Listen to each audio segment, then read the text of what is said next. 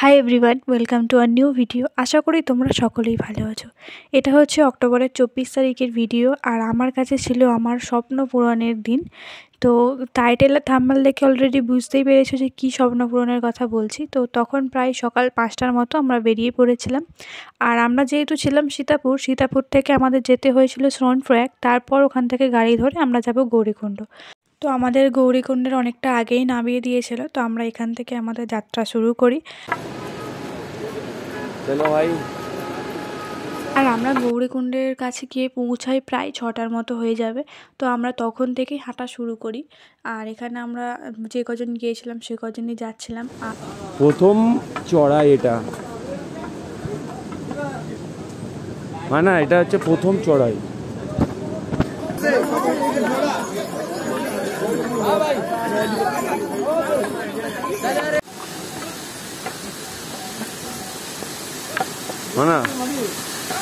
এদিকে দেখো, প্রথম ঝর্ণা।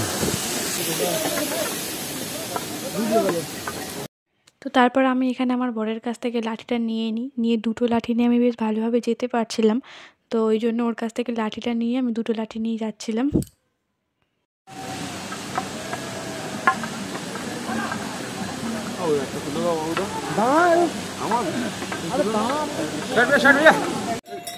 চলো,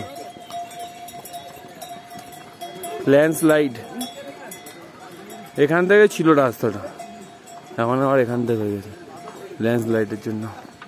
আর হাফ রাস্তাও আসেনি, তাও আমার শরীরটা একটু খারাপ লাগছিল, তাই জন্য আমি ব্লগ করার অবস্থাতেই ছিলাম না। তো পুরো ব্লগটা আমার বর করেছে। যাকে মুখ ধুয়ে নাও, ওই ওখান থেকে টুকটুক করে যাও।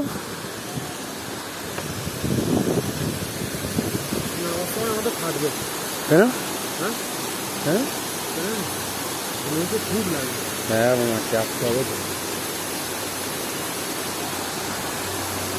এখান থেকে ল্যান্ডস্লাইড এসছে।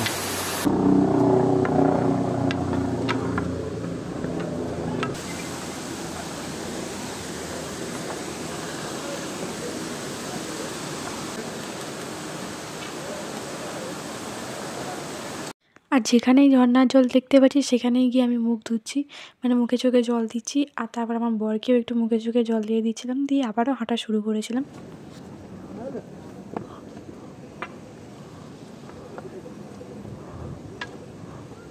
আর রাস্তাগুলো দেখে তোমরা বুঝতেই পারছো যে কতটা ভয়ঙ্কর রাস্তাটা হয়ে আছে। একটু করে এগোচ্ছি তো সেই জায়গাগুলোতে ল্যান্ডস্লাইড হয়ে গেছে, রাস্তাগুলো ভেঙে গেছে, রাস্তা সরু হয়ে আছে, এইরকম রাস্তা হয়ে আছে, একটা ভীষণই ভয়ঙ্কর রাস্তা হয়ে আছে। আবার কিছুটা রাস্তায় দেখো সাইডের রেলিংগুলোও নেই, মানুষ ওই ধার দিয়ে আসছে, আবার ওই রাস্তাতে পিটুগুলো যাচ্ছে, পালকি যাচ্ছে, ঘোড়া যাচ্ছে, এই রকমভাবে যাচ্ছে। আবার যদি মানুষগুলো ধার থেকে ধার বরাবর যদি যায় না, যদি একটু পা স্লিপ করে পুরো নিচে, এই রকম অবস্থা। আর যত না মানুষ যাচ্ছে তার থেকে বেশি ঘোড়া যাচ্ছে।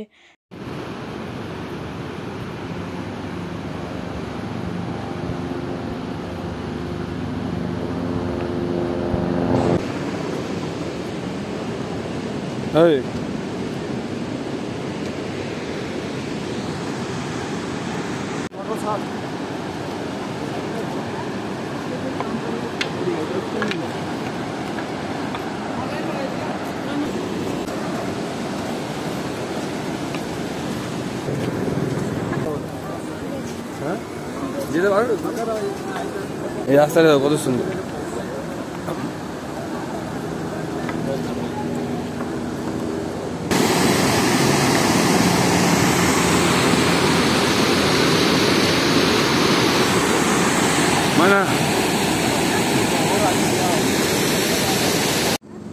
হ্যাঁ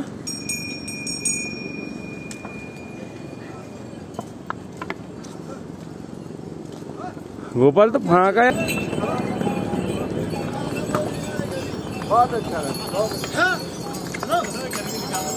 हाँ चलो घोड़े पे चलो। आज तुम लोग बुरा घोड़े पे जा रहा है। तो हर हर महादेव। আবার গোপাল ছুটে গেছে আমার সাথে এখান থেকে। গোপাল আর আমার জন্য ওয়েট করছিল। আর 8 কিলোমিটার, মানে আর 8 কিলোমিটার হাঁটতে পারবে তো?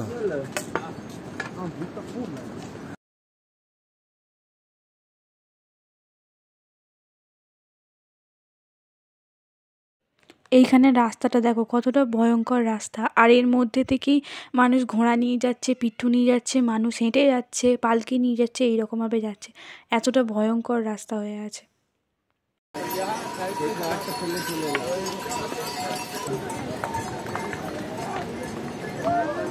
সকাল থেকে যেহেতু না খেয়ে আমরা হাঁটা শুরু করেছিলাম, তো কিছুটা পথ আসার পরে আমরা এখানে কিছু খাওয়া দাওয়া করি, খাওয়া দাওয়া করে আবারও হাঁটা শুরু করি। মানে আমি এখানে দাঁড়িয়ে দাঁড়িয়ে দেখছিলাম আর ভাবছিলাম যে এখানের ভিউটা কতটা সুন্দর। মানে ওখানে দাঁড়িয়ে দাঁড়িয়ে মনে হচ্ছিলো যে দেখতেই থাকি আমি। আর এখানে শর্টকাট রাস্তাটা দেখো কতটা ভয়ঙ্কর রাস্তা, আর শর্টকাট রাস্তা দিয়ে গেলে যতটা তাড়াতাড়ি হয়ে যাচ্ছে, কিন্তু ওইখান দিয়ে উঠতেই বেশি কষ্ট হচ্ছে। মানে ওঠার সময়টাই এতটাই কষ্ট হচ্ছে যে একটুখানি করে উঠেই আমি হাঁপিয়ে যাচ্ছিলাম। আর সব থেকে বেশি আমার দমের কষ্ট হচ্ছিলো, পায়ে যে খুব একটা কষ্ট হচ্ছিলো এরকমটা না, আমার দমেরই বেশি কষ্ট হচ্ছিলো। হ্যাঁ,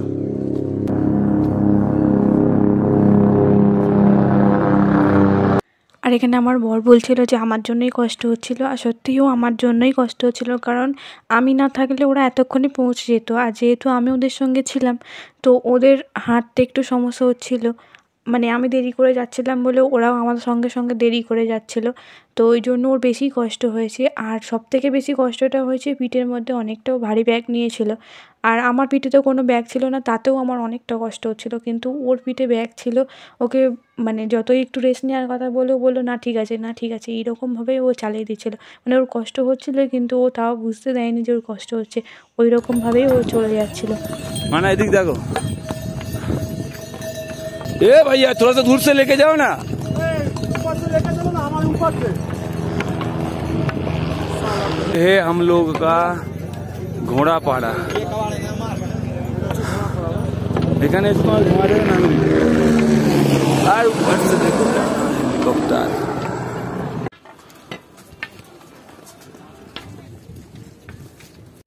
केदारनाथ हेलीपैड।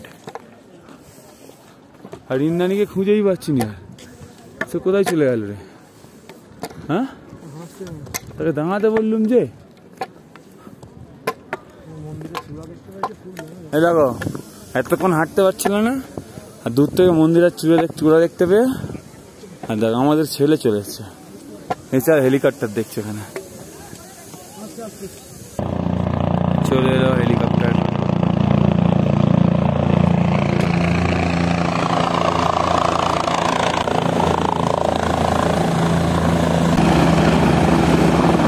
দূর থেকে যখন এই মন্দিরের চূড়াটা দেখতে পেয়েছিলাম না, মনের মধ্যে মানে এতটা শান্তি হচ্ছিল আর এতটা এনার্জি বেড়ে গিয়েছিল যে কী আর বলি। মনে হচ্ছে কতক্ষণে আমি পুরো সামনে যাব, গিয়ে সামনে থেকে দেখব।